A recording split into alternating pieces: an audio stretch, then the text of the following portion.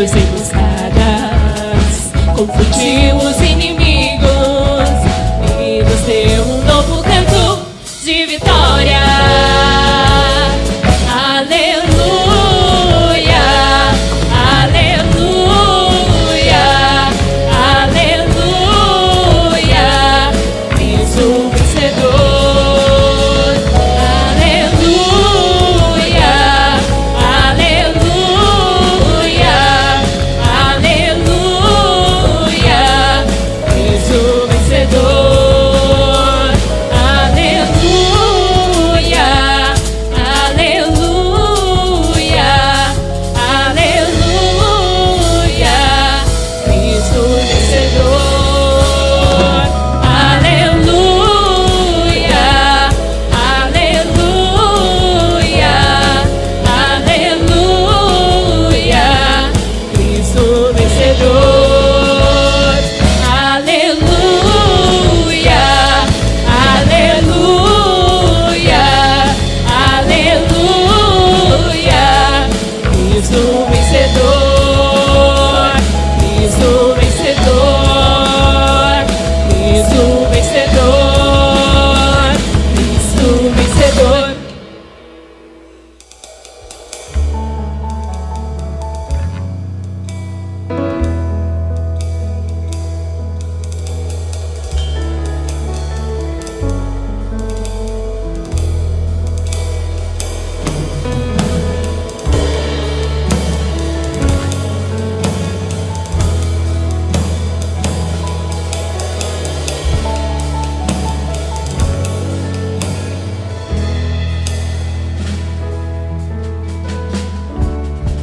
Tu és tudo que eu mais quero.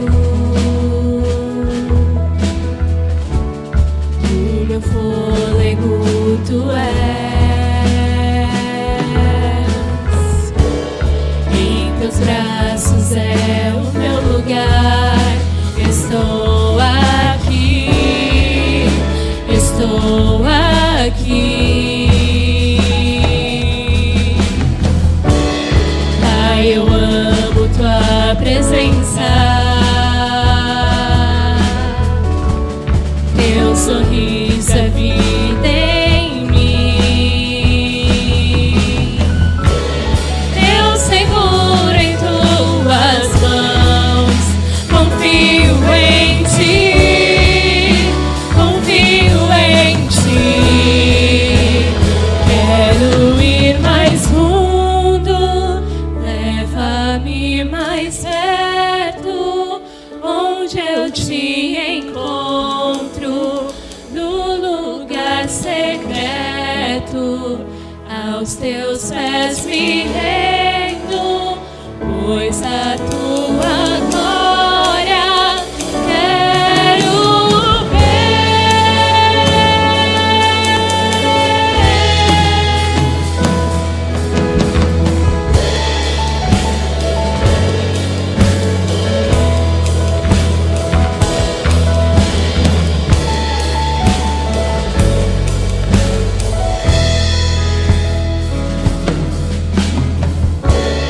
Pai, eu amo tua presença. Teu sorriso é vida em mim. Eu seguro em tuas mãos. Confio em ti. Confio em ti. Quero ir mais fundo.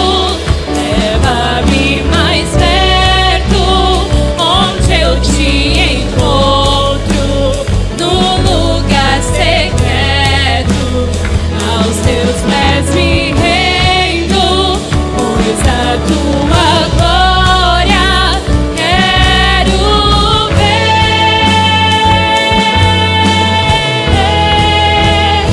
Quero ir mais fundo.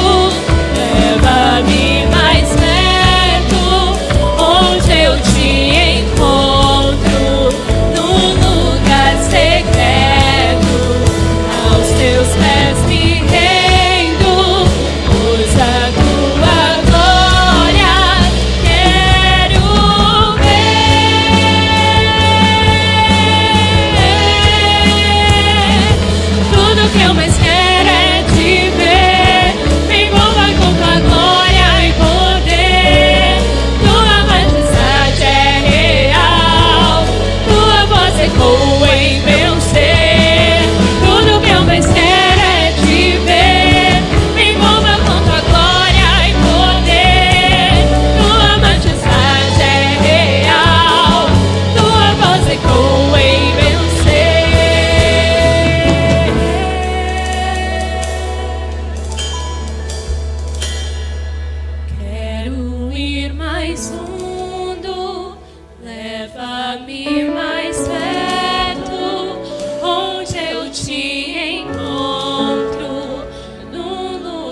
secreto, aos teus pés me rendo, pois a tua glória quero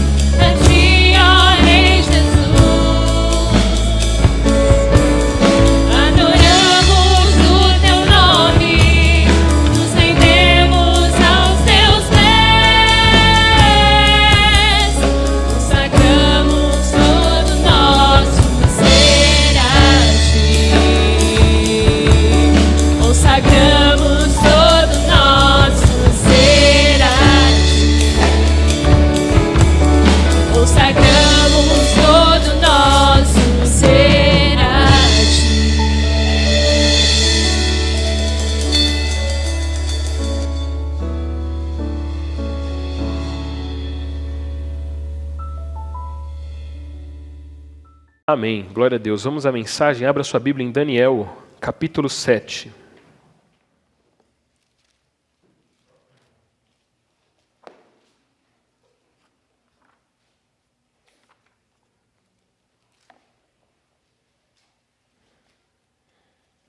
Daniel capítulo 7. Nós estamos tratando sobre o livro de Daniel, não é? E como eu já comentei há alguns sábados, domingos, Daniel ele se divide em duas partes. A primeira parte a gente tem os episódios da vida de Daniel e seus amigos e uma parte mais histórica. E agora na segunda parte de Daniel, que vai do capítulo 7 ao capítulo 12, nós entramos na parte profética, onde Daniel vai ter algumas visões, e visões muito interessantes, inclusive. Quando a gente, talvez, no meio evangélico, no meio cristão, algumas pessoas acabam tendo mais, vamos dizer assim, apreço e curiosidade sobre o Apocalipse. O Apocalipse, a volta de Jesus, o fim dos tempos. Aí a gente tem a questão dos dispensacionalistas, dos amilenistas, milenistas, e quem não souber disso, qualquer dia a gente conversa um pouquinho mais sobre. Mas quando a gente vai para esse assunto da escatologia, do fim, Daniel e Apocalipse são os principais livros a se estudar sobre isso. O livro de Apocalipse, onde João, na ilha de Patmos, escreve, é muito baseado no que está escrito também em Daniel. Jesus, quando vai dar o seu sermão profético e apocalíptico também, falando a respeito das coisas do fim, ele cita também Daniel. Lembrando só um pouquinho do contexto, Daniel está na Babilônia, Daniel está em exílio. Agora, no capítulo 7, nós vamos voltar um pouquinho no tempo com relação ao que nós já lemos. Mas é interessante nós pensarmos que nesse momento que Daniel vai ter sua visão, ele já tem a faixa de 70 anos, entre 70 e 80 anos. Daniel, fisicamente, como pessoa, ele já está cansado. Como um servo de Deus também, e logicamente, que a gente vai se cansando, vai vendo as coisas acontecerem. Pensa o seguinte, Daniel tinha uma promessa na vida dele, de que esse tempo ia acabar. Daniel tinha toda a sua postura colocada sobre essa convicção de que aquele período ia acabar e de que eles iriam poder retornar a ser uma nação, ao seu lugar. E agora Daniel, já com 70 anos, ele vai ter então algumas visões. Por que é importante nós lermos do capítulo 7 ao capítulo 12? Não só pela questão escatológica, e eu nem vou entrar muito nesse assunto sobre os tempos do fim. Nós vamos abordar, logicamente, mas esse não é o meu foco principal. Por quê? Ver Daniel tendo essas visões que ele tem, nos faz perceber por que ele teve todo aquele posicionamento. Por que Daniel ele é liberto da cova dos leões? Por que Daniel ele entrega as revelações e a interpretação dos sonhos dos reis, de maneira que os reis estão em jogo, inclusive, sem ter medo? Porque do capítulo 1 ao capítulo 6, nós vimos um Daniel com postura, Vocês viram um Daniel forte, um Daniel que impõe suas opiniões, o seu discernimento a respeito das coisas. Diante do rei, ele não treme, ele fala. Mas você vai perceber agora que do capítulo 7 ao capítulo 12, você vai ver um outro Daniel. Você vai ver um Daniel frágil, um Daniel muitas vezes medroso, medroso no sentido de temeroso diante do que ele está vendo. Porque, de fato, e não sei para você, mas para mim, a escatologia ou o assunto a respeito da volta de Cristo sempre foi um assunto temerário, no sentido de, eu não consigo mensurar. Abrindo meu coração, desde muito adolescente, eu lembro de uma primeira vez que eu pensei sobre a eternidade.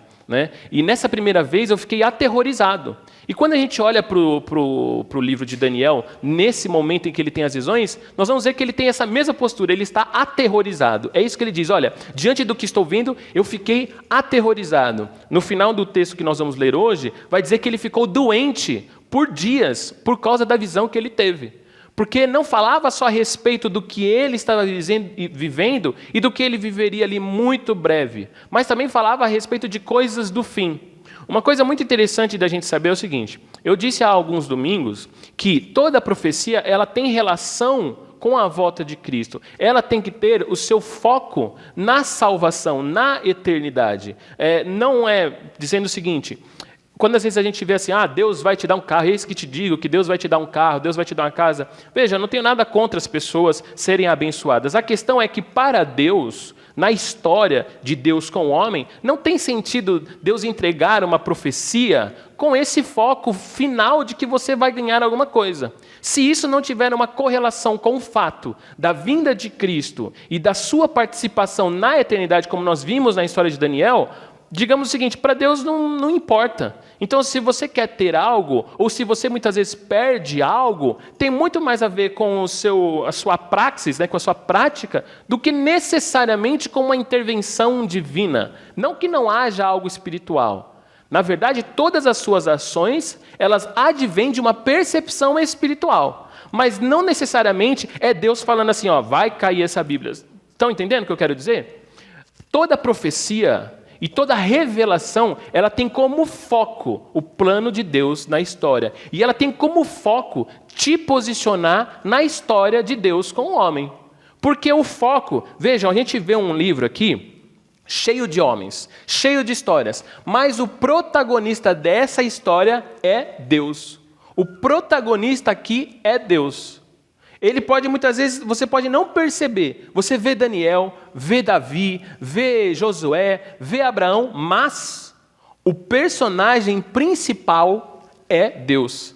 Às vezes a gente falha por uma questão logicamente humana, porque a gente vê pessoas, a gente acaba colocando as pessoas num pedestal, mas o personagem principal dessa história é Deus. Para dizer o seguinte, na sua vida, o protagonista tem que ser Deus. Nós, como mordomos, somos coadjuvante de um grande protagonista. E se a gente tiver isso em mente, nós vamos ter, sim, diante dos homens e na nossa história, uma postura como a de Daniel, que teve uma história que foi além da sua existência. Daniel morre e nós estamos aqui falando dele. Por quê? Porque foi alguém que compreendeu quão coadjuvante ele era. Às vezes você vê lá, né, o Oscar, tem lá os melhores atores e tal. Mas você já percebeu que tem também o prêmio de melhor coadjuvante? Não tem o prêmio de melhor protagonista. Porque normalmente esse é o ator. E aí as pessoas dão o prêmio para o ator e não para o personagem. Mas quando a gente vê lá no Oscar, né, o prêmio para o melhor coadjuvante, eu acho muito interessante esse prêmio, porque quer dizer o seguinte, ó, esse cara soube não aparecer o essencial. Porque imagina imagina o seguinte, eu fico pensando nisso, né? Imagina você está assistindo um filme e tem os figurantes, certo? Tem o protagonista, tem os coadjuvantes e tem os figurantes, que é tipo assim, mano, você é só um elemento no espaço, tipo uma mesa. Imagina um coadjuvante que você está lá assistindo um filme do Rambo e de repente um coadjuvante que tem que morrer, ele chega e dá uma fala e o diretor na hora fala, você é figurante. Imagina um coadjuvante que aparece mais que o protagonista. Alguma coisa está errada no roteiro.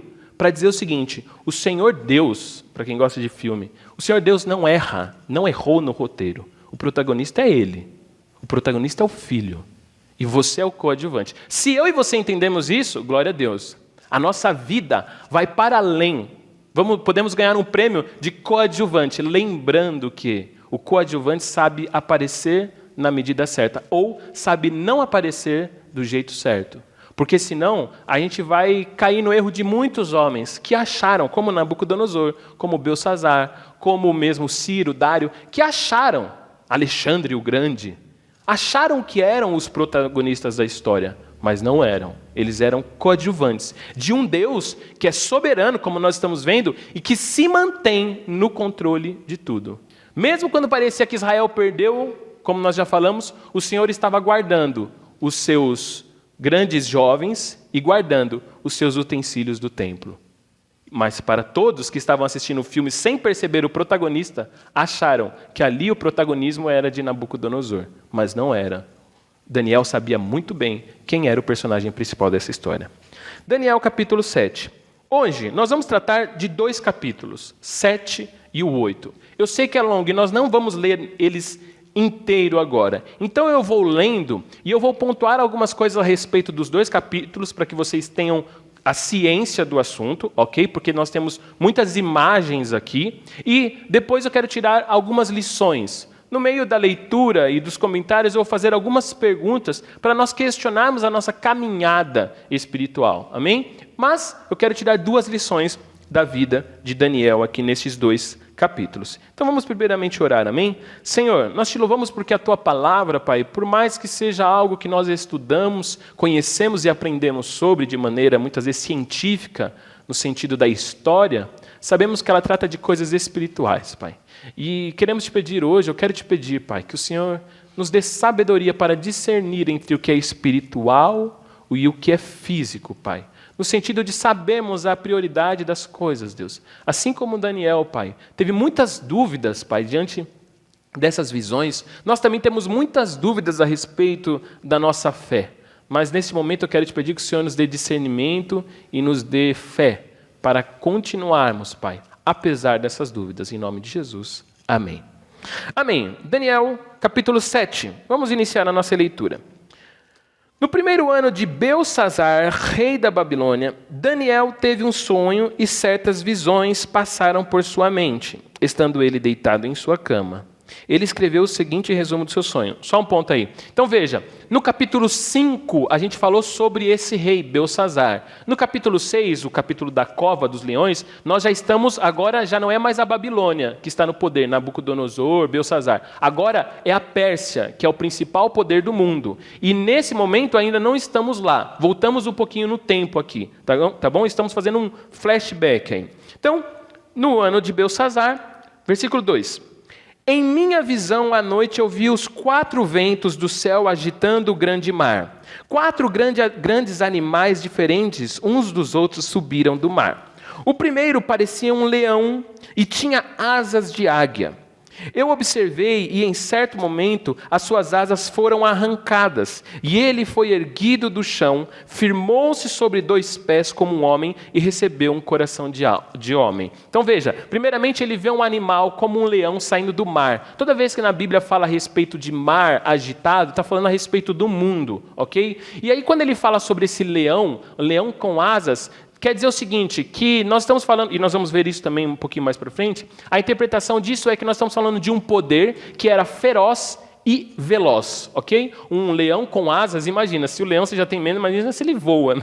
Porque não tem como fugir. Então nós estamos falando aqui de um animal que é feroz e veloz. Mas perceba que no final ele fala que esse animal se põe sobre 2 pés, né? E ele fica na postura de homem e recebe um coração de homem, porque está falando de Nabucodonosor, muito provavelmente, não é? Falando daquele que, muito provavelmente, como também nós já falamos, se converteu, confessou a glória do Deus de Israel. Versículo 5. A seguir vi um segundo animal, que tinha a aparência de um urso. Ele foi erguido por um dos seus lados, e na boca, entre os dentes, tinha 3 costelas. Foi-lhe dito: levante-se e coma quanta carne puder. Veja, agora nós estamos falando de um poder, de um reino que será feroz, que será grande e feroz. E quando ele fala do urso, fala de um animal que sai com 3 costelas na boca, não é isso? É a aparência de urso, na boca, entre os dentes, tinha 3 costelas. Porque muito provavelmente a interpretação disso é a respeito da Pérsia, que para ela chegar ao poder, ela derrubou do tempo 3 grandes poderes, que foi Lídia, Babilônia e o Egito. Assim que a Pérsia chega a ser... Então você vê, lembra lá dos 300 de Esparta, você viu lá o rei Xerxes, naquilo, é aquilo ali, tá bom? A Pérsia era aquilo ali. E eles derrotam esses 3 poderes, por isso que é representado o urso com essas 3 costelas. Versículo 6. Depois disso, vi um outro animal que se parecia com um leopardo. Nas costas tinha 4 asas, como as de uma ave. Esse animal tinha 4 cabeças e recebeu autoridade para governar. Agora nós estamos falando do próximo governo, que é a Grécia, que além de rápido, além de feroz como um leopardo, é muito mais rápido. Fala dessas asas, e essas 4 cabeças fala realmente a respeito da amplitude do poder da Grécia. Ok? Vamos em frente. 7. Em minha visão, à noite, vi um 4º animal, aterrorizante, assustador e muito poderoso. Tinha grandes dentes de ferro, com os quais despedaçava e devorava suas vítimas e pisoteava tudo que sobrava. Era diferente de todos os animais anteriores e tinha 10 chifres. Enquanto eu considerava os chifres, vi outro chifre pequeno que surgiu entre eles, e 3 dos primeiros chifres foram arrancados para dar lugar a ele. Esse chifre possuía olhos como os olhos de um homem e uma boca que falava com arrogância. Okay? Aqui nós estamos falando de Roma. Roma realmente foi e como a gente vê na nossa história, nós temos até hoje resquícios do que foi construído em Roma. Okay? Quando se fala de chifre na Bíblia, está falando de poder. E esse chifre que surge, o menor, nós estamos falando aqui também na interpretação do texto, sobre um homem que existiu chamado Antíoco Epifânio,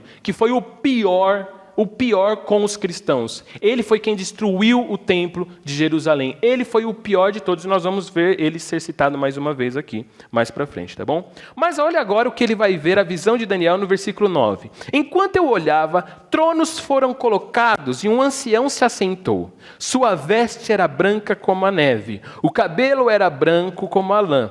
Seu trono era envolto em fogo, e as rodas do trono estavam em chamas. De diante dele saía um rio de fogo. Milhares de milhares o serviam.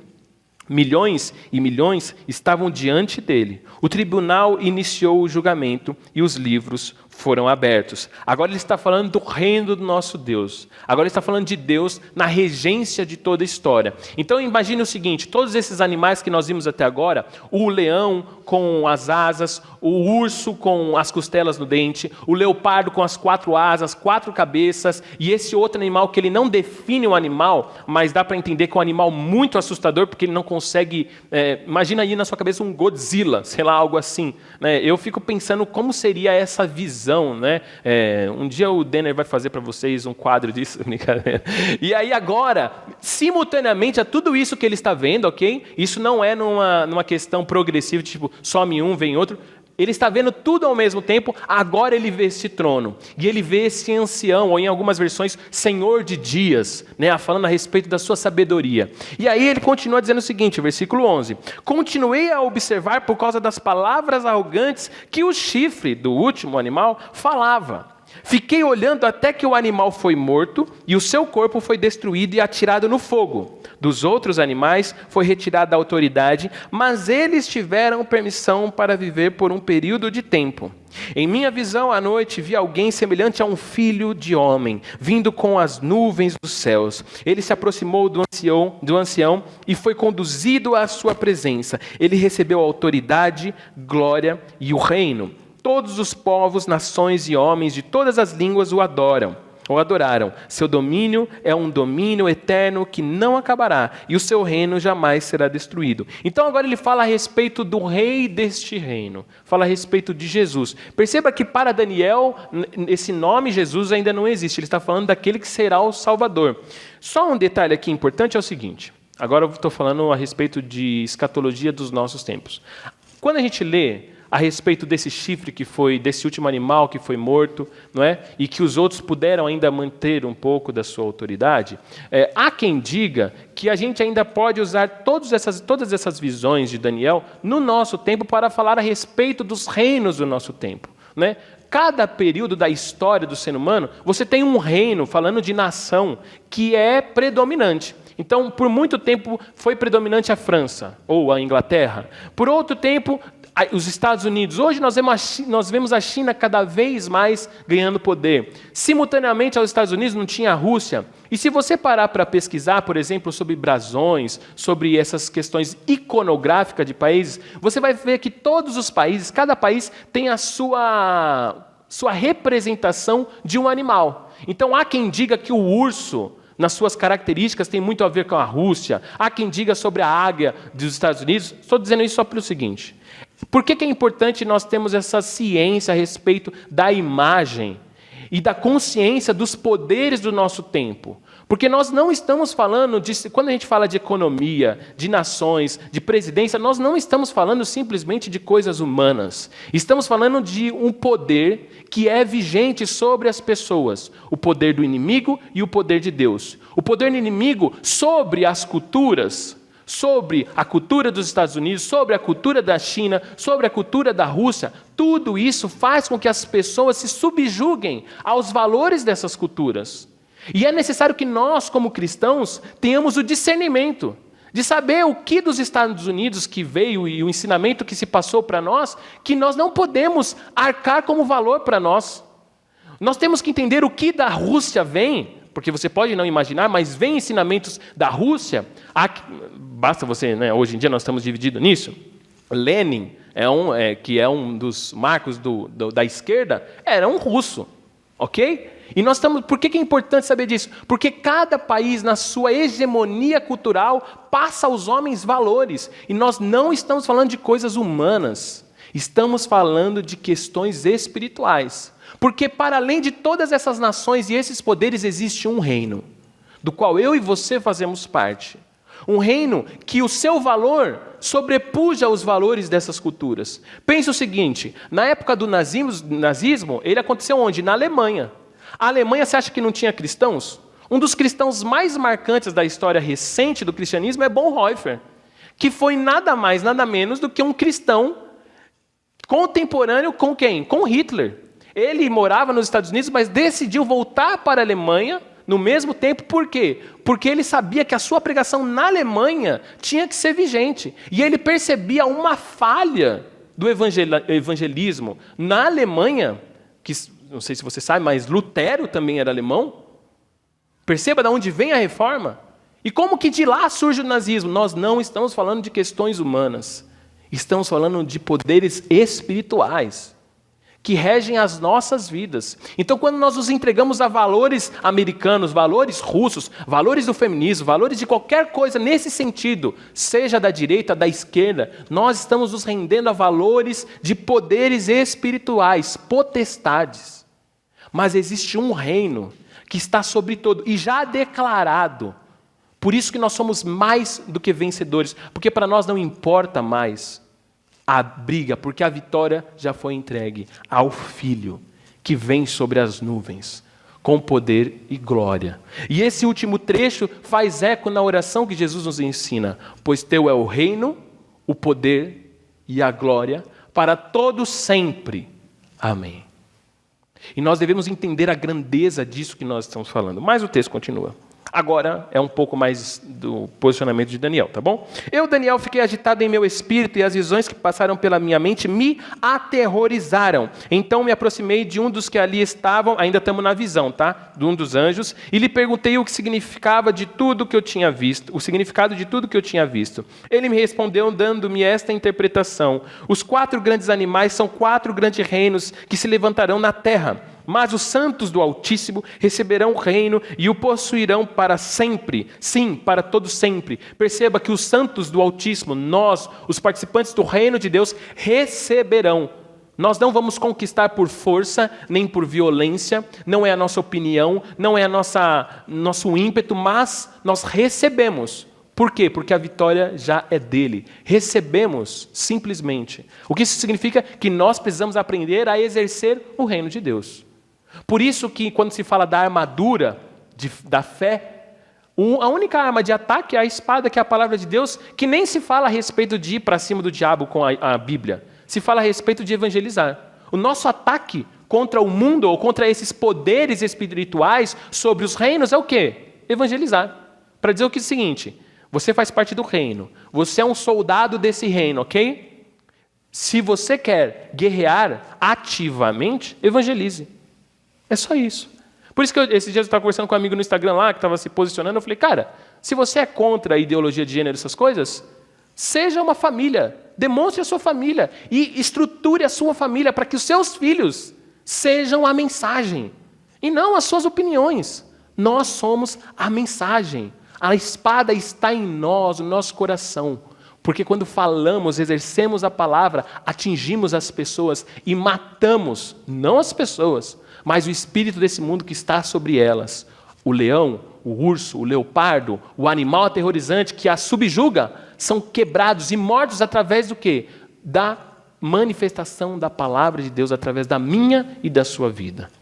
Versículo 19. Então quis saber o significado do 4º animal. Ele estava tão assustado que ele falou assim, eu preciso saber o que é esse animal aí, porque eu estou muito assustado com essa história. Diferente de todos os outros e o mais aterrorizante, com seus dentes de ferro e garras de bronze, o animal que despedaçava e devorava as suas vítimas e pisoteava tudo que sobrava. Também quis saber sobre os 10 chifres da sua cabeça e sobre o outro chifre que surgiu para ocupar o lugar dos 3 chifres que caíram. O chifre que tinha olhos e uma boca que falava com arrogância.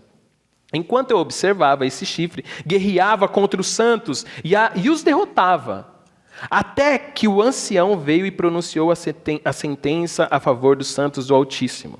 Chegou a hora de eles tomarem posse do reino. Veja, só um detalhezinho. Aqui fala que os santos eram derrotados por esse chifre. Para dizer que fisicamente e no mundo, muitos cristãos morreram pelo evangelho e vão morrer. Porque essa derrota, ela é temporária no sentido físico, mas a vitória ela é eterna no nosso Senhor Deus. Então, quando nós vemos isso aqui, nós percebemos que o cristão nesse mundo há de sofrer, porque os valores são desiguais. Os valores não são como os nossos, por isso que nós ficamos tristes quando vemos algumas coisas na televisão. Sabe, eu estava até comentando com o tio e com a Jana ontem, teve a moça que a Bia comentou, que morreu no avião lá, esqueci o nome da mulher. Marília Mendonça. E gente postando ela sendo tirada, sabe? Você fica vendo umas coisas na mídia e você fala assim, como as pessoas podem fazer isso? E nós ficamos incomodados. Mas de que adianta a nossa raiva, a nossa ira? Tiago vai dizer que a ira do homem não promove a justiça de Deus, para dizer o seguinte, nós temos que ter uma postura do reino sobre todas essas questões que nos revoltam.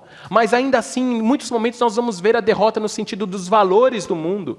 As pessoas à sua volta não vão compreender os seus valores. Por isso é necessário evangelizar para que o Espírito encontre as vidas. E ele continua. 23. Ele me deu a seguinte explicação. O quarto animal é um quarto reino que aparecerá na terra. Será diferente de todos os outros reinos e devorará a terra inteira, despedaçando-a e pisoteando-a. Os 10 chifres são 10 reis que sairão deste reino. Estamos falando de Roma, tá? Depois deles, um outro rei se levantará e será diferente dos primeiros reis. Ele falará contra o Altíssimo, oprimirá os seus santos e tentará mudar os tempos e as leis. Os santos serão entregues nas mãos dele por um tempo, tempos e meio tempo. Querendo dizer o seguinte, que no auge, esse último meio tempo é dizer o seguinte, no auge do exercício do poder deste reino, o Senhor vem sobre ele. Versículo 26, mas o tribunal o julgará e o seu poder lhe será tirado e totalmente destruído para sempre. Então a soberania, o poder e a grandeza dos reinos que há debaixo de todo o céu serão entregues nas mãos dos santos, o povo do Altíssimo. O reino dele será um reino eterno e todos os governantes o adorarão e lhe obedecerão. Esse é o fim da visão. Eu, Daniel, fiquei aterrorizado por causa dos meus pensamentos e meu rosto empalideceu, mas guardei essas coisas comigo. Quando fala guardei essas coisas comigo, não quer dizer que ele manteve isso em segredo, tal. Quer dizer que o seguinte, que ele manteve aquilo no seu coração. Sabe quando você guarda uma coisa e cuida, como quem cuida de algo? Cuidado com isso aqui e tal, e você mantém a atenção naquilo? É isso que significa. Daniel, diante dessas visões, ele guardou no seu coração no sentido de, olha, isso aqui me foi dito e eu preciso manter isso aqui em observação.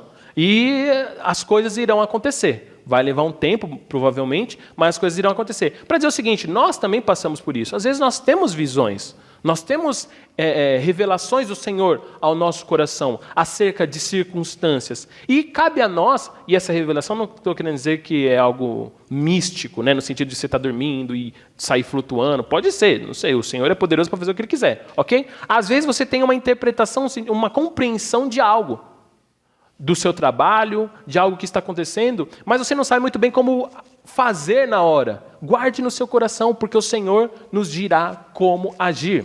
E nós vamos ver isso agora. Perceba que estamos falando do tempo de Belsazar. Só recapitulando. Belsazar é aquele da escrita na parede, que escreveu lá Mene, Mene, Tekel, Parsim, que ele falou, hoje mesmo o seu reino será destruído, e naquele dia a Pérsia toma Belsazar. Mas isso não aconteceu ainda, ok? Mas olha só o capítulo 8. No terceiro ano do reinado do rei Belsazar, eu, Daniel, tive outra visão, a segunda. Na minha visão, eu me vi na cidade de Suzã, na província de Elão. Na visão, eu estava junto do canal de Ulai. Aqui é a capital da Pérsia. Depois você lê lá o comecinho de Esther, você vai entender isso aqui, tá bom? Esther se passa no período persa. E aqui ele se vê, agora a visão de Daniel tem ele dentro da visão. E uma coisa que eu quero questionar para você é o seguinte, qual é o seu lugar na história de Deus na nossa vida? Na história de Deus na vida humana? No reino de Deus, qual é o nosso lugar? Será que nós nos vemos no reino de Deus agindo ativamente? Ontem a gente estava fazendo um negócio ali elétrico e teve uma hora que o tio falou assim, eu não sei fazer isso, mas eu vou fazer para a glória de Deus aqui. Porque pensei, é isso mesmo, né? Nós temos que entender o nosso papel na história do reino em todas as nossas ações. Tiago vai dizer o seguinte, olha, não sede apenas ouvintes, mas também praticantes. Dizendo o seguinte, não basta você compreender o que está escrito, dizer, eu aceito que Jesus é meu Deus. Não. Ou você pratica isso, e estabelece isso como prática na sua vida, ou você está perdendo o seu tempo. Porque ninguém vai entrar no céu só porque diz, não, Jesus é um cara legal. Jesus é bacana, eu fui na igreja todo o tempo. Não. A conversão se dá na vida, e é necessário que nós testemunhemos isso, ou seja, sejamos o exemplo de conversão na caminhada, libertos dos vícios, dos maus, das maldades, não só que sofremos, mas principalmente das que produzimos, baseados nesses reinos operantes. E aí ele continua, versículo 3, capítulo 8. Olhei para cima e diante de mim, junto ao canal, estava um carneiro. Seus 2 chifres eram compridos, um mais que o outro, mas o mais comprido cresceu depois do outro. Observei o carneiro enquanto ele avançava para o oeste, para o norte e para o sul. Nenhum animal conseguia resistir-lhe e ninguém podia livrar-se do seu poder. Ele fazia o que bem desejava e foi ficando cada vez maior. De novo, animal, estamos falando mais uma vez de um poder, ok? Enquanto eu considerava isso, de repente um bode. Espero que você saiba o que é um carneiro e o que é um bode, gente, porque se não souber aí na mente a imagem de um carneiro e de um bode, fica difícil idealizar o que ele está vendo, ok? Vi um bode com um chifre enorme entre os olhos. Veio do oeste, percorrendo toda a extensão da terra, sem encostar no chão, falando da velocidade. Ele veio na direção do carneiro, de 2 chifres, que eu tinha visto ao lado do canal, e avançou contra ele com grande fúria. Eu o vi atacar furiosamente o carneiro, atingi-lo e quebrar os seus 2 chifres. O carneiro não teve forças para resistir a ele. O bode o derrubou no chão e o pisoteou, e ninguém foi capaz de livrar o carneiro do seu poder. O bode tornou-se muito grande, mas no auge da sua força, o seu grande chifre foi quebrado, e em seu lugar cresceram 4 chifres enormes, na direção dos 4 ventos da terra. De um deles saiu um pequeno chifre, que logo cresceu em poder na direção do sul, do leste e da terra magnífica. Cresceu até alcançar o exército dos céus, e atirou na terra parte do exército das estrelas e as pisoteou. Tanto cresceu que chegou a desafiar o príncipe do exército. Suprimiu o sacrifício diário oferecido ao príncipe, e o local do santuário foi destruído. Por causa da rebelião, o exército dos santos e o sacrifício diário foram dados ao chifre. Ele tinha êxito em tudo o que fazia, e a verdade foi lançada por terra. Só um pontinho aqui. Então falamos, o primeiro animal com 2 chifres, Pérsia, o reino Medo-Persa. Depois estamos falando sobre o reino da Grécia. E mais uma vez estamos falando de Roma. Mais uma vez estamos falando do Antíoco Epifânio, que é o que causou a maior maldade com os cristãos já no 2º século, ok? No 1º século, perdão. 13. Então ouvi 2 anjos conversando, e um deles perguntou ao outro: quanto tempo durarão os acontecimentos anunciados por esta visão? Até quando será suprimido o sacrifício diário e a rebelião devastadora prevalecerá? Até quando o santuário e o exército ficarão entregues ao poder do chifre e serão pisoteados? Ele me disse: isso tudo levará 2.300 tardes e manhãs, então o santuário será reconsagrado. Só um ponto aqui. Eu sei que toda vez que crente vê número na Bíblia, pronto, entra em desespero, quer começar a contar. Deixa eu ver, 2001, 2002. Não se prenda nisso, ok? Não se prenda nessa questão. É importante pensar aqui o seguinte. Perceba que no exercício do reino deste mundo e das potestades desse mundo, qual é o foco e o auge das atitudes desse último reino aqui? É acabar com o sacrifício, ou seja, a devoção dos fiéis, e acabar com o templo. Quando nós trazemos isso para os nossos dias, o que o mundo quer, através dos seus poderes? Acabar com o culto. E não estou falando desse momento simplesmente, mas o culto no seu coração, ok? E acabar com o templo, falando do seu físico. No sentido pleno, corpo, alma e espírito. O diabo não está de brincadeira. E ele quer acabar com os seus valores e as suas atitudes de devoção, a oração, o louvor, a leitura bíblica. O que o diabo puder fazer com isso, ele faz. Não é à toa que nós temos Instagram.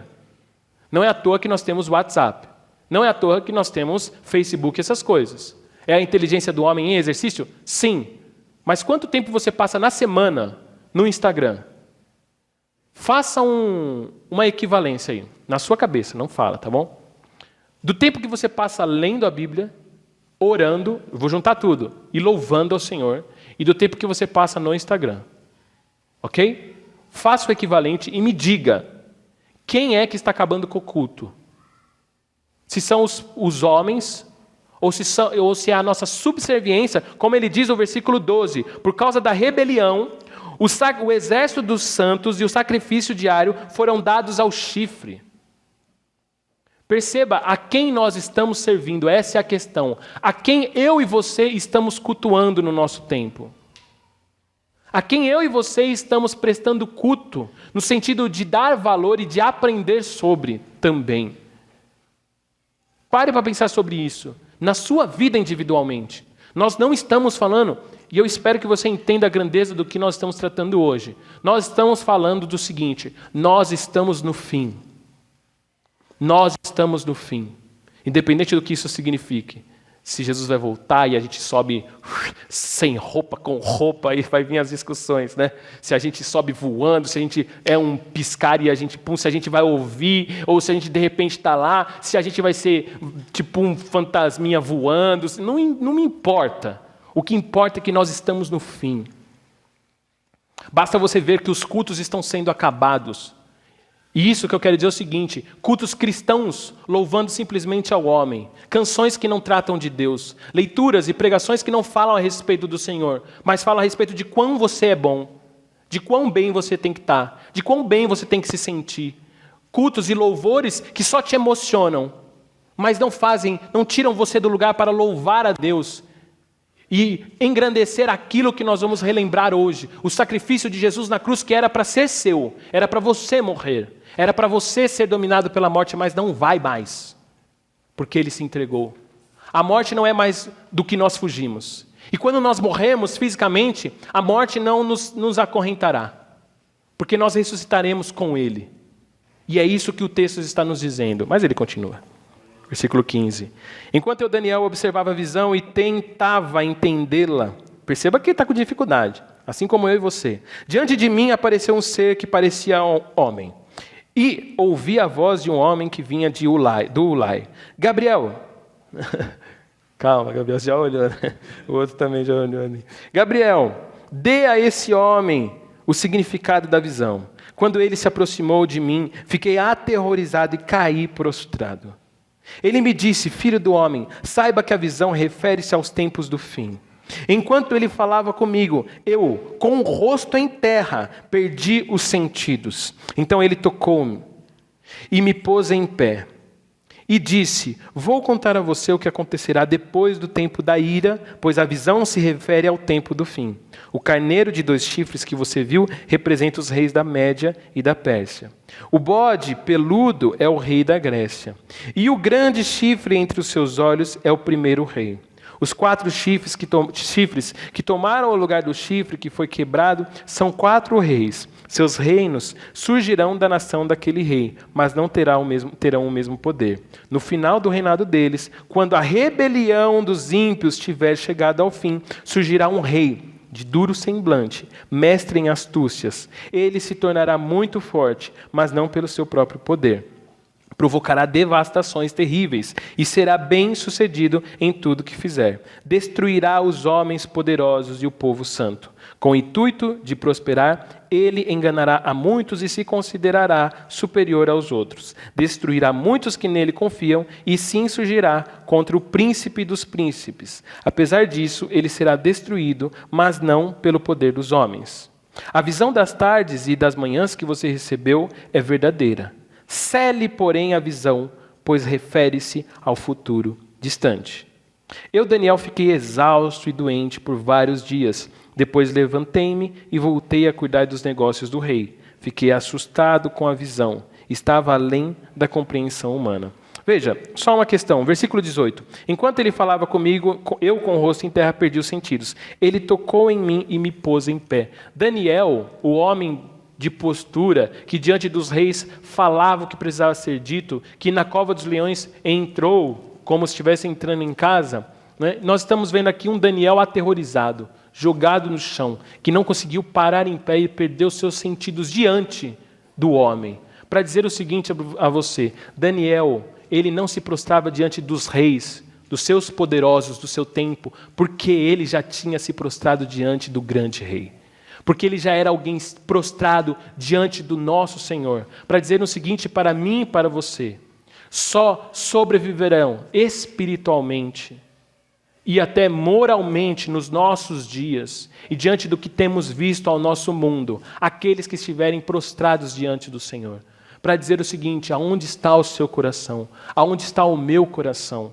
Como nós temos nos posicionado diante do Senhor, que nos dá a revelação. Essa visão foi dada a Daniel, mas está sendo entregue a mim e a você nesta manhã. Nós estamos tomando conhecimento um pouco mais. Se você não conhecia esse texto, agora você conhece. Aquele texto a quem é dado será cobrado. Agora você não vai poder mais falar que não sabia. Agora você sabe, o Senhor vai voltar e está cada dia mais perto. E a grande questão é diante de quem estamos prostrados. Porque se não nos prostrarmos diante do Senhor, que é quem nos coloca de pé, nós vamos nos prostrar diante de homens e de poderes e de valores que não nos colocam de pé, que simplesmente querem nos manter subjugados a isso. Pessoas que ensinam você a fugir da ansiedade, te tornando mais ansiosos. Pessoas que te ensinam a fugir da pobreza, te tornando mais pobre ainda, porque só busca o dinheiro. Para dizer o seguinte: diante de quem estamos prostrados? Pessoas que querem fazer você ser um servo dos seus filhos. Eu estou vendo a Madazinha ali, né? Servo dos seus filhos, e não entendendo, não te fazendo compreender o seu papel como pai. Numa próxima visão que nós vamos ver de Daniel, nós vamos falar também sobre o texto que Daniel, que é o que muda a cabeça de Daniel no início do exílio. O texto de Jeremias, que ele fala a respeito de como os cidadãos de Israel devem viver na Babilônia. Para dizer o seguinte: diante de quem você está prostrado? Diante daquele que te coloca em pé, apesar das dúvidas? Ou diante daqueles que simplesmente querem te ver prostrado, com a cara no chão, para que eles pisem em nós? Que nós sejamos derrotados. Que sejamos derrotados, se estivermos fincados com os nossos pés diante do Senhor, como nós vimos aqui a visão de Daniel dizer que muitos dos santos eram derrotados e mortos por muitos desses poderes, como dos que perseguiram os cristãos. Agora veja, do versículo 19 ao versículo 22, a interpretação da visão se dá nos reinos em que Daniel vai viver. Então, nós estamos falando do tempo de Belsassar. A Babilônia ainda é grande. Belsassar ainda está no poder. A linhagem de Nabucodonosor ainda está no poder. Mas Daniel já sabe da Pérsia. Daniel já foi avisado. Eu já preguei sobre isso aqui uma vez. O Senhor não dá uma promessa sem uma visão. Todos nós temos uma promessa. Isso diz respeito à nossa fé. E o Senhor já nos deu uma visão que é Jesus Cristo. Daniel, ele foi avisado. Daniel sabia. Por isso, quando Daniel chega no evento lá da escrita na parede, não há terror para Daniel. Ele já viu algo muito mais aterrorizante. E perceba, do capítulo 7 para o capítulo 8 se passam 3 anos. Nós muitas vezes estamos diante de questões da nossa vida que a gente quer saber o porquê, o como e o quando assim. Mas Senhor, por que eu estou vivendo isso? E não temos paciência para esperar. Não temos paciência para ver as coisas acontecerem. Olha que interessante, e é da onde eu quero tirar as nossas 2 lições de hoje. Versículo 27. Capítulo 8, 27. Eu, Daniel, fiquei exausto e doente por vários dias. Depois, levantei-me e voltei a cuidar dos negócios do rei. Fiquei assustado com a visão. Estava além da compreensão humana. Olha só que interessante. Daniel teve uma visão aterrorizante que o avisava do tempo do fim. Não só do fim dele, no sentido do tempo que ele viveria, mas de depois. Daniel foi avisado sobre o fim da Babilônia, sobre o fim de Belsassar. Daniel estava, diante do que ele passou, ele ficou doente. Imagina essa situação de Daniel, essa situação emocional de Daniel, de carregar, não sei se você já teve a oportunidade de carregar um segredo ou algo que não podia ser, não que isso fosse um segredo, mas no sentido de não consigo contar. Se alguém já passou por momentos de síndrome do pânico, não é isso que Daniel está passando, mas é mais ou menos isso, no sentido de uma grande vulnerabilidade emocional. Sabe quando você passa por situações que você não consegue contar para as pessoas? Eu não sei te explicar, mas está difícil. Mas perceba a parte B do versículo. Depois levantei-me e voltei a cuidar dos negócios do rei. No sentido de voltei a viver a vida. Voltei a fazer o que eu tinha que fazer, onde eu estava.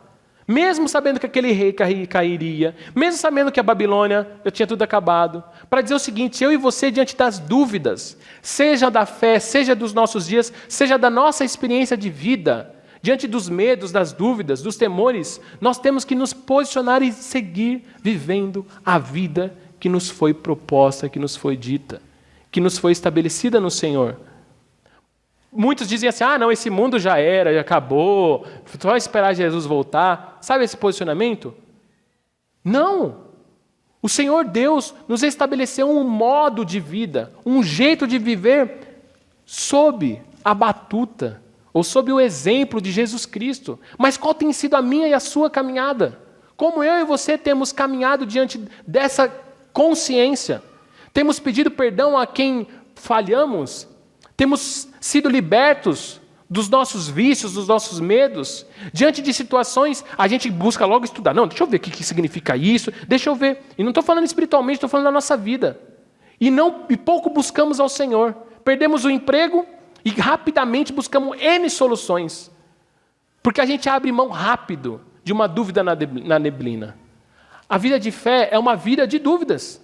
É uma vida de continuar caminhando apesar da neblina. Daniel está diante de duas visões. Ele está olhando e Belsazar é um rei péssimo em todos os sentidos, um rei incrédulo, mas o que ele faz?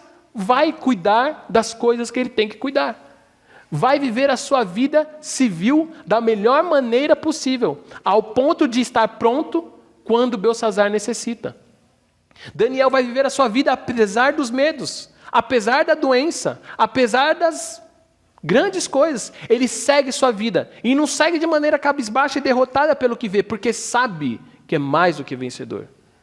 Como eu e você temos caminhado a nossa vida, diante das coisas que acontecem conosco, as coisas ruins, diante de um casamento difícil, o que muitas pessoas fazem? Se rendem, se entregam, em vez de seguir numa vida de postura. Diante de situações adversas financeiras, de saúde, as pessoas se prostram e não conseguem caminhar de maneira posturada. Por quê? Porque só vai andar de pé aqueles que o Senhor os levantar. Nós estamos diante de alguém, falando de alguém que caminhou em postura, porque ele estava prostrado diante do que sabia, mas quem o colocava de pé era o homem da sua visão. Quem é que nos coloca de pé? Por isso que as pessoas têm caído em depressão, se entregado em fraqueza emocional, porque não há quem os levante, porque os reinos deste mundo não conseguem fazer isso. Como diz a visão dos animais, o mundo só os despedaça e os pisoteiam. Mas o nosso Deus é aquele que, mesmo nos vendo prostrado por causa da nossa indebilidade diante da glória dele, ele nos ergue. Mas o problema é que eu e você muitas vezes não percebemos a glória do Senhor. E perceber a glória do Senhor se dá no exercício, capítulo 7, versículo 1. No primeiro ano de Belsazar, rei da Babilônia, Daniel teve um sonho, e certas visões passaram por sua mente. Estando ele deitado em sua cama, ele escreveu o seguinte resumo do seu sonho, para dizer o seguinte: quando fala de Belsazar, não quer dizer só para você saber o tempo que essa história está sendo contada. Isso nos mostra que Daniel estava preocupado com o que ele estava vendo. Meditar, o John Stott que fala, é aquelas frases que um monte de gente diz que foi um, que foi outro, tal. Mas John Stott diz que o cristão ele anda com a Bíblia numa mão e o jornal na outra. Porque ele não está alheio às situações do mundo, mas está as interpretando a partir das Escrituras. Eu falei isso já na semana passada aqui. Em tempos em que o certo ou a verdade se torna mentira e a mentira se torna verdade, nós precisamos ser encontrados com as janelas voltadas para onde o Senhor se manifesta. Para dizer o seguinte: você não deixa de assistir os filmes, de ver as notícias, de ver aí o seu Instagram, mas é a partir do que você olha essas coisas. Qual é a lente que você assiste e vê todas essas coisas? Que são produtos de pessoas que estão sendo subjugadas pelos poderes e potestades deste mundo. Será que temos sido entregues também aos vícios e estamos também alheios ao que está acontecendo espiritualmente?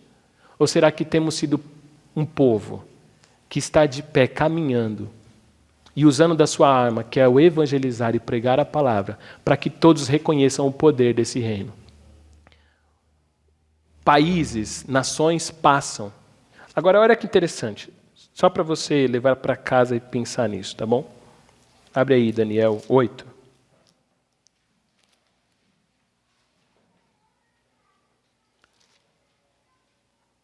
Do versículo 23 ao 25, vamos dizer que isso aqui vale para muitos tempos, ok? Imagina o seguinte, eu vou ler e você imagina alguém, no sentido alguém ou algum período da história que você conheça, tá bom? Olha só, versículo 23. No final do reinado deles, quando a rebelião dos ímpios tiver chegado ao máximo, surgirá um rei, ou, pense aí, uma pessoa, ou uma situação, ou um governo, qualquer coisa assim, de duro semblante, mestre em astúcias. Ele se tornará muito forte, mas não pelo seu próprio poder. Provocará devastações terríveis e será bem-sucedido em tudo que fizer. Bem-sucedido, pensa o seguinte, na maldade, né? Na maldade que ele intentar na sua cabeça, ele vai conseguir fazer. Destruirá os homens poderosos e o povo santo. Com o intuito de prosperar, ele enganará a muitos e se considerará superior aos outros. Destruirá muitos que nele confiam e se insurgirá contra o príncipe dos príncipes. Ou seja, contra a palavra do Senhor, contra o próprio Senhor.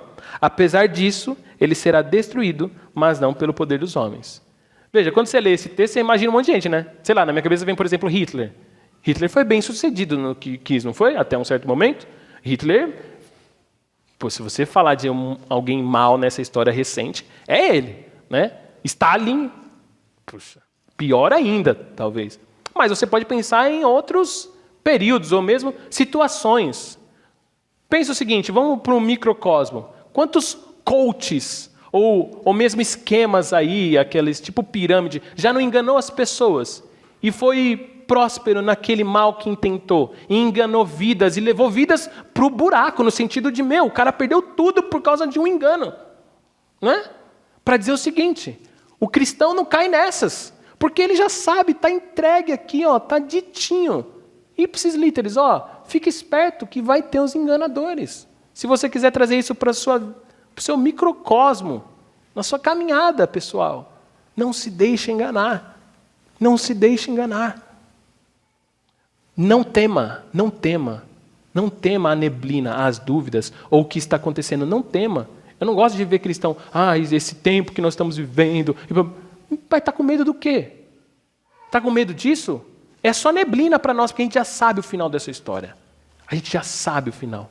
Não tema as dúvidas. Não tema as situações, porque você já sabe. Talvez você ainda não compreende, mas você sabe que tudo vai acabar bem. O Senhor Jesus vai voltar. E num piscar de olhos, eu e você subiremos com Ele. Porque seremos entregues ao Senhor Deus. Amém? Que o Senhor Deus realmente toque a sua vida e que você siga engajado no serviço. Assim como Daniel, depois que viu tudo, com medo, com muitas dúvidas, ele foi viver a vida. E que você vai viver sua vida bem. Está com enfermidade? Mas vai viver, siga motivado por aquilo que você conhece, que é as Escrituras, dizendo o seguinte, se eu morrer, eu vou para a glória. E glória a Deus por isso. Está diante de um casamento difícil? Siga com fé, não desista. Se posicione através da palavra. Está difícil a carreira profissional? Siga vivendo a vida que Deus estabeleceu para você. Para que você medite durante a semana, leia Jeremias capítulo 29. Ali está, logo que o povo vai para o exílio, os jovens são exilados, os príncipes de Israel. Ali Jeremias dá uma palavra, assim, uma cartilhinha, vocês que estão indo para a Babilônia, perdemos, tipo assim, termos de nação, né, de povo de Israel, perdemos, vocês vão ter que viver nesse mundo. Trazendo para nós, esse é o mundo, é isso aí, certo? É isso aqui, mais ou menos, é esse negócio que nós estamos vendo. Beleza? Beleza. Como que vocês vão agir? Jeremias 29. É claro, tranquilo de ler e de entender o que está sendo dito ali. E que você viva o que ali está escrito. Que aí sim, nós estamos caminhando segundo a nossa grande base, o homem que nos coloca de pé, o único que pode fazer isso. Senhor, nessa manhã, Pai, nós queremos te pedir perdão pelos momentos que nós nos entregamos ao medo, às dúvidas. Queremos te pedir perdão pelos momentos que nós não fomos como Daniel, pessoas que tinham claro o que deveria ser feito, mas que se renderam aos poderes deste mundo, se renderam aos valores deste mundo. Se há alguém aqui, Pai, que tem se perdido, Pai, no que o mundo nos propõe, Pai, do que é prazer, do que é riqueza, se tem aqui alguém se perdido nessas coisas, Pai, ou mesmo em algumas áreas da sua vida, não sabendo muito bem como se posicionar, que o Senhor mostre e ensine, Pai. Temos diante de nós a Tua palavra, que é o que nos deixa claro o que devemos e o que não devemos fazer. E cabe a nós buscarmos nela o discernimento e a instrução. Assim como Daniel, Pai, diante de tudo o que viu e não conhecia sobre tudo, Pai, mas se posicionou, Pai. Seguiu a vida, apesar de enfermidade, apesar do medo, apesar das dúvidas. Mas ele seguiu, Pai. Seguiu vivendo o que tinha que viver até o momento que tudo se cumprisse. E se cumpriu, Pai. E o que nós queremos é ver a Tua palavra se cumprir em nós. Que nós possamos ver a nossa família, Pai, o nosso casamento, o nosso trabalho, no Teu reino. Que nós possamos compreender isso, Pai. Estamos no Brasil, somos brasileiros, Pai. Estamos neste mundo, mas daqui não somos, Pai.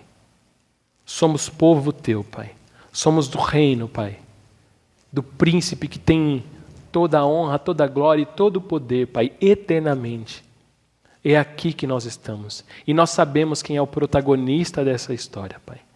Não queremos nos vangloriar, não queremos ter sobre nós o título de conquistadores, porque não o somos, Pai. Porque a nós simplesmente foi entregue o Teu reino. E é isso que nós queremos viver, Pai, o Teu reino na nossa casa, o Teu reino no nosso trabalho, o Teu reino nas nossas relações, Pai. Se tem alguém aqui que não tem vivido isso e que tem perdido a devoção, o culto, Pai, tem perdido o templo que é a nossa própria vida, se tem alguém aqui que tem servido a qualquer tipo de vício, Pai, medo, Pai, que em nome de Jesus encontre, Pai, a liberdade prostrado diante do homem que é que nos levanta. E é isso que nós queremos nesta manhã, Pai.